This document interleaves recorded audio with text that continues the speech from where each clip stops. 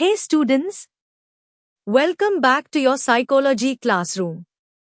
In this video, we are covering a complete and quick summary of Chapter 2 Methods of Inquiry in Psychology from Class 11 Insert. Let's get started. So first question is, what is psychological inquiry? Psychological inquiry क्या होती है? Psychological inquiry मतलब होता है कि human behaviour को और उनके मेंटल प्रोसेसेस को स्टडी करना एक साइंटिफिक वे में। साइकोलॉजिस्ट जो है वो ऐसी गेस नहीं करते हैं, वो ऑब्जर्व करते हैं, कुछ मेथड्स अपनाते हैं साइकोलॉजिकल इंक्वायरी करते वक्त, टेस्ट करते हैं और लॉजिक और एविडेंस के साथ वो एक ह्यूमन बिहेवियर को डिस्क्राइब करते हैं। नेक्स्ट क्वेश्चन आता है कि हमारे साइकोलॉजिकल इंक्वायरी करने के गोल्स क्या होते हैं, क्या मतलब रीज़न होते हैं साइकोलॉजिकल इंक्वायरी करने का। फर्स्ट है डिस्क्राइब करना व्हाट इज़ हैपनिंग, क्या हो रहा है ये बिहेवियर का, मतलब ये कौन सा बिहेवियर है, क्यों हो रहा है।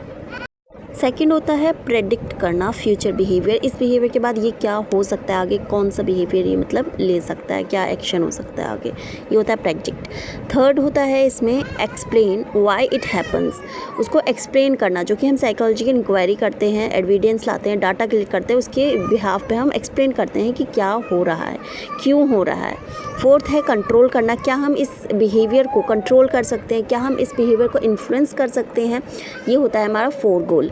एंड फिफ्थ होता है apply knowledge in real life situation, जो भी हमारे पास नॉलेज है उसको हम school, hospitals and work places पे नॉलेज को अप्लाई करना, ये हमारा साइकोलॉजिकल इंक्वायरी के गोल्स होते हैं।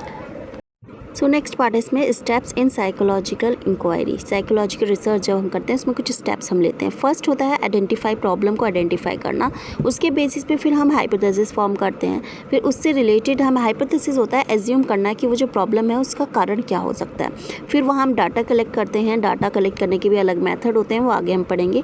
फिर एनालाइज करते हैं उस डाटा को, इंटरप्रेट करते हैं रिजल्ट को, एंड फिर लास्ट हमारा स्टेप होता है रिपोर्ट फाइंडिंग करना, रिपोर्ट हम तैयार करते हैं। तो ये होता है हमारे स्टेप्स जब हम साइकोलॉजिकल रिसर्च कर रहे होते हैं। सो नेक्स्ट पार्ट है हमारा methods of data collection. Data collect करने के कुछ मेथड्स होते हैं जो हम साइकोलॉजिकल इंक्वायरी करते समय लेते हैं। तो ये कुछ मेथड्स हैं। फर्स्ट है इसमें ऑब्जर्वेशन मतलब बिहेवियर को वॉच करना, ऑब्जर्व करना, एक नेचुरल एनवायरनमेंट में एक बिहेवियर को ऑब्जर्व करना। सेकंड है एक्सपेरिमेंट करना, कॉज एंड इफेक्ट, उसके एक्सपेरिमेंट करना बिहेवियर को, ठीक है। सर्वे होता है कि कुछ क्वेश्चंस हम जैसे पूछते हैं उससे भी हम डाटा कलेक्ट करते हैं, ठीक है। स्टडी होता है कि किसी इंडिविजुअल या उसके ग्रुप के बारे में स्टडी करना, तो उससे भी हम डाटा कनेक्ट करते हैं। एंड लास्ट होता है साइकोलॉजिकल टेस्टिंग, एक स्टैंडर्ड टेस्ट हम लेते हैं उनकी एबिलिटीज़, उनके ट्रेड्स को मेजर करने के लिए। तो ये हमारे कुछ मेथड होते हैं डाटा कलेक्ट करने के लिए। जितने अच्छी तरीके से हम डाटा कलेक्ट करेंगे, जितना ज़्यादा कलेक्ट करेंगे, उसके बेसिस पे हम अपनी साइकोलॉजिकल इंक्वायरी पूरी करते हैं।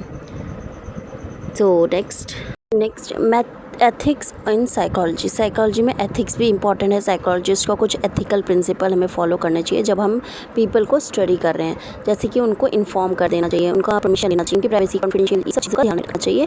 इससे जो है these rules protect the right and dignity, participant का राइट और डिग्निटी को प्रोटेक्ट करती है।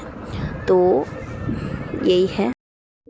Thank you so much for watching this video. अगर आपको ये वीडियो पसंद आया हो तो लाइक, शेयर एंड सब्सक्राइब कीजिए चैनल को ऐसे ही साइकोलॉजिकल वीडियोस के लिए। नेक्स्ट चैप्टर के लिए नेक्स्ट वीडियो में मिलते हैं। Thank you so much.